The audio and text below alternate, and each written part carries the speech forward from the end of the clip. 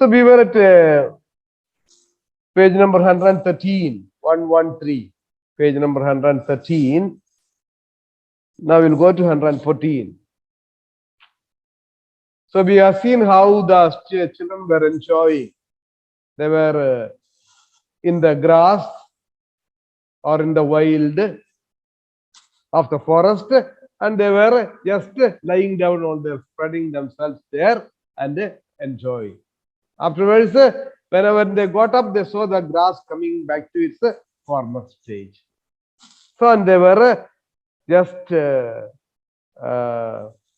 enjoying the whole scene, going around, playing different games, and they went on running around for 1 hour. So that's where we stopped. Now we'll come to the next page, 114. And then in the midst of the running, one of the girls wailed. W-A-I-L, wail, is to make a prolonged high-pitched sound. Yeah, something like that. Yes, some children will be crying. Children will be crying. They'll keep on crying. Afterwards, it becomes a kind of wail. When people lose their dear ones, lose their loved ones, they wail. Wail is a sort of a cry with a sound, high-pitched sound. So, and then in the midst of the running, one of the girls wailed. Everyone stopped. When she started to cry loudly, everyone stopped. The girl standing in the open held out her hand. Oh, look, she said, trembling. So she held out her hand and she said, look, trembling. Her hand was trembling. Oh, look. They came slowly to look at her opened palm. In the center of it, her palm was open. This is a palm. Her palm was open, and the center of the palm, cupped and huge, was a single raindrop. She began to cry, looking at it. They glanced quietly at the sun. Oh. So, what was the reason for crying? It started to rain. That means the time is up. 7 years waiting and got a little time, and that precious time is over now. That's why she was crying. Look, a drop of rain has fallen. It means it's going to rain. Time is up. We have to get back. And although all of them were feeling so bad, and they said, oh, what a thing, it's over. A few cold drops fell on their noses and their cheeks and their mouths. So it started to drizzle. Some fell on their cheeks, some on their nose, some on their faces, mouths, etc. The sun faded behind a stare of mist. The sun suddenly started to disappear in the mist. A wind blew cold around them. They turned and started to walk back towards the underground house, their hands at their sides, their smiles vanishing away. So it's a very, very cold retreating, and like an army which is defeated, how they go back with a lot of hopelessness. Similarly, these children also were getting back to their old cage or tunnel. Very, very unhappily, they were going. Their hands were in the sides, means a kind of a feeling of lost, a feeling of sadness. Their smiles had vanished. Vanish means disappear. Vanish, V-A-N-I-S-H. Vanish means disappear.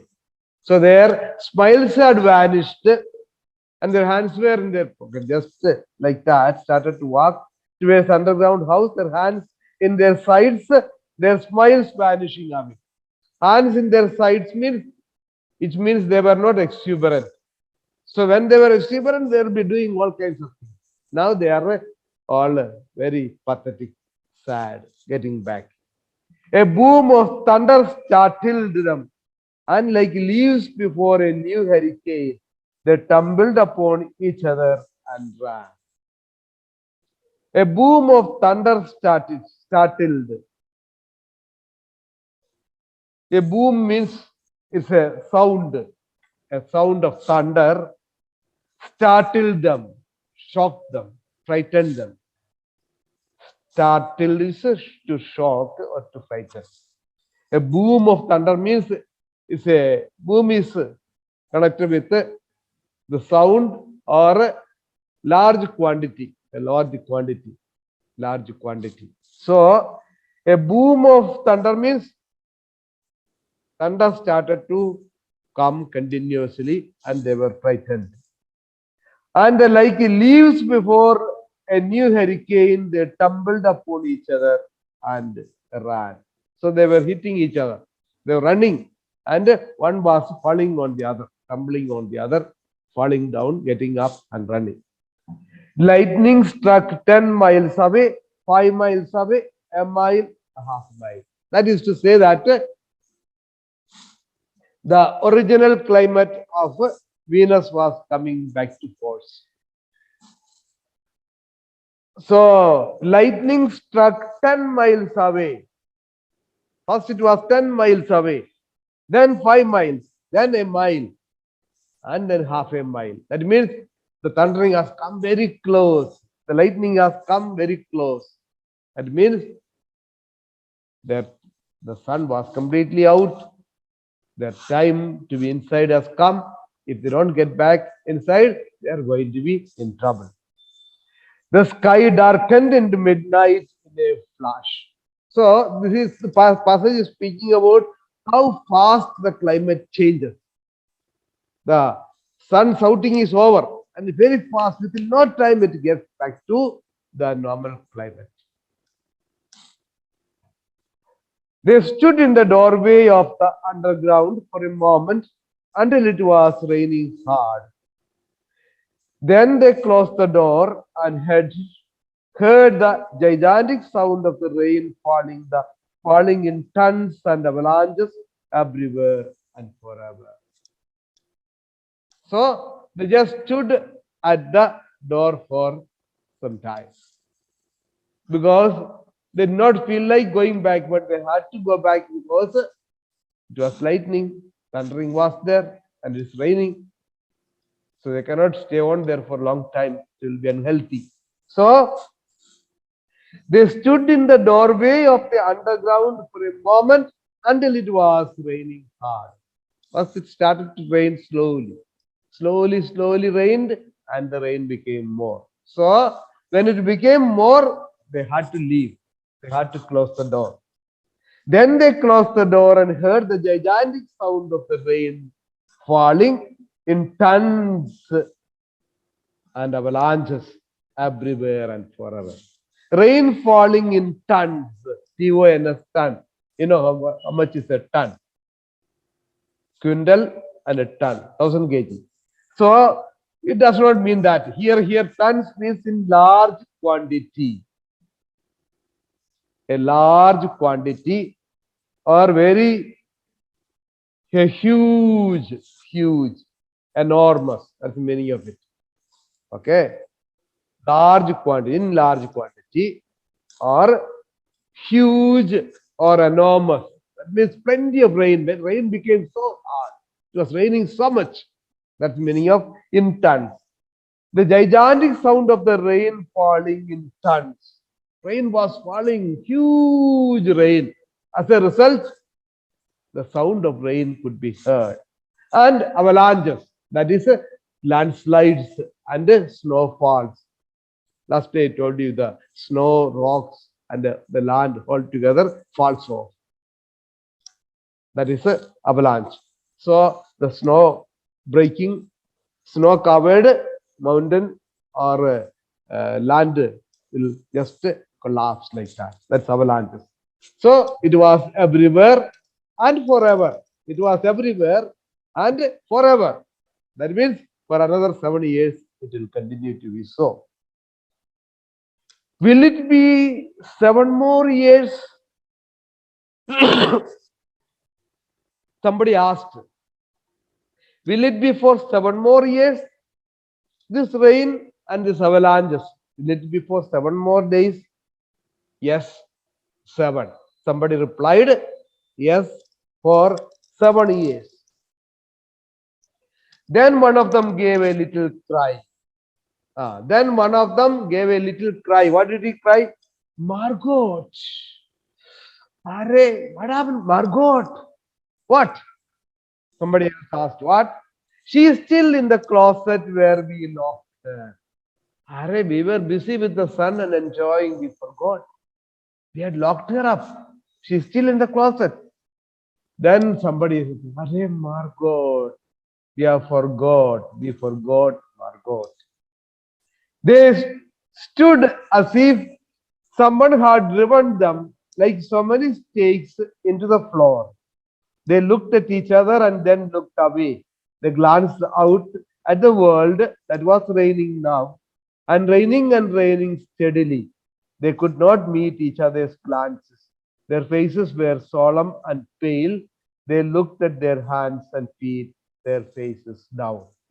This passage is important because this passage is very crucial passage.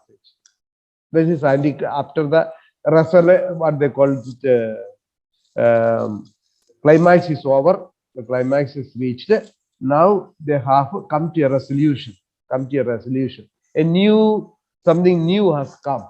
Something new has come to a story. That's why when you write stories, you should have a resolution. So the climax is over. Now these people are changed. They are transformed. The students are transformed.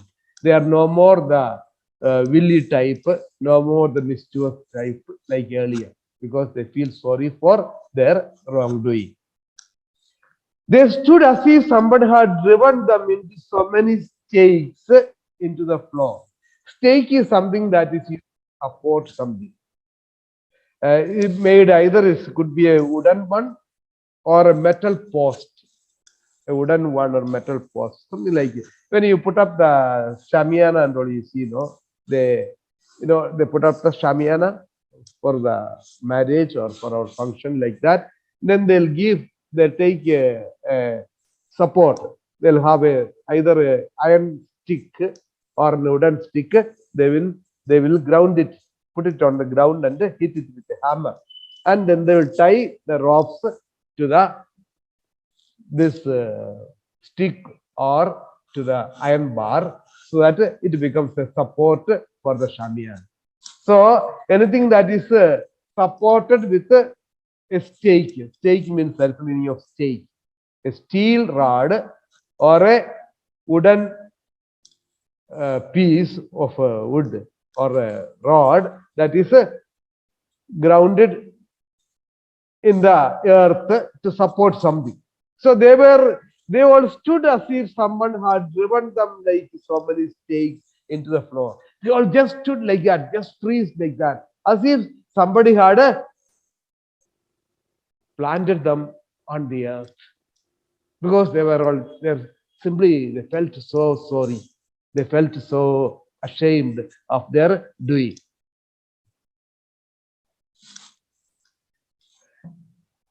They looked at each other and then looked away. They looked at each other. Children looked at each other and then looked away. They looked somewhere else. They glanced out at the world that was raining now, and raining steadily. So they looked outside. It was raining. It will keep on raining. So they looked at the rain. They were not looking at each other. They were looking at other things.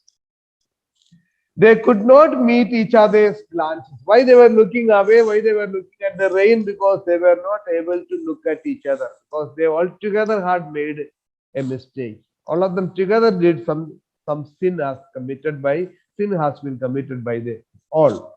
So they were not able to face each other. Their faces were solemn and pale. Solemn is serious. SOLEMN. Solemn is serious. So their faces were solemn and pale. Pale means insufficient blood flow. Pale. Looking pale means looking unhealthy, looking yellowish. That is a lack of blood, lack of life. So their faces were solemn and pale. That means they were not cheerful, they were serious. They were not smiling, they were not cheerful, they were serious. They looked at their hands and feet, their faces down. When do you look at your hands and feet? That is when you are looking down. If I am looking down, I will look at my legs, look at my feet, look on the floor. That is when I put down my head. When do I put down my head? When I am ashamed of something. I have done something which is not right, so I am ashamed of it. I'm feeling sorry. So I look down. That's why, hey, don't look down. You must look up. When you are not, we haven't done anything wrong, then you can be look up. Keep your head up and walk. So they were all feeling sorry. Margot, one of the girls said, well, that's the conversation. One said Margot. One of the girls said, and well, somebody else said, no one moved. Go on, whispered the girl. Go on. Go on means carry on. Carry on. Go on means continue. Continue. Go on, whispered the girl. They walked slowly down the hall in the sound of cold rain. They turned through the doorway to the room in the sound of the storm and thunder, lightning on their faces, blue and terrible. They walked over to the closet door slowly and stood by it. So when she said, let's go on, means let's go ahead. Let us go ahead. So they went ahead. They walked slowly. The children walked slowly down the hall in the sound of cold rain. Outside it was raining and the sound could be heard. So the rain is outside and they walked slowly. They turned through the doorway to the room in the sound of the storm and thunder, lightning on their faces, blue and terrible. So thunder and lightning was going on. When the thunder, there will be huge sound. So they were shivering. And lightning, light flashes on their faces. They walked over to the closet door slowly and stood by it, where they had locked Margot up. So they went there, stood there. They walked over to the closet door slowly and stood by it. Stood by it means by the side of it they stood. Behind the closet door was only silence. They unlocked the door even more slowly and let Margot out. Behind the closet door was only silence. That means she did not speak anything. They unlocked the door even more slowly and let Margot out. Nobody spoke. Nobody spoke. The children did not speak. She also did not speak. They very slowly and silently opened the door and let Margot out. Allowed the Margot to come out. That's the end of the story. So how did you like it? Interesting? I'm sure you would have enjoyed it. Wonderful. So this is a sci-fi, science fiction, sci-fi story, science fiction story. Quite fascinating. You know that planet Venus is not at all livable. Planet Venus is not livable at all. According to what we know, planet Venus is very hot, terribly hot. Nobody can survive there. But the author is writing something fiction. Okay, so he is a very excellent writer, Ray Douglas Bradbury. So with his imaginative power, he was able to create a new planet Venus, where everything is so rosy, everything is full of water, full of wet. just opposite of what is the reality. That is this greatness. So what you must look at it is whether if a planet is livable or not. That's not our concern.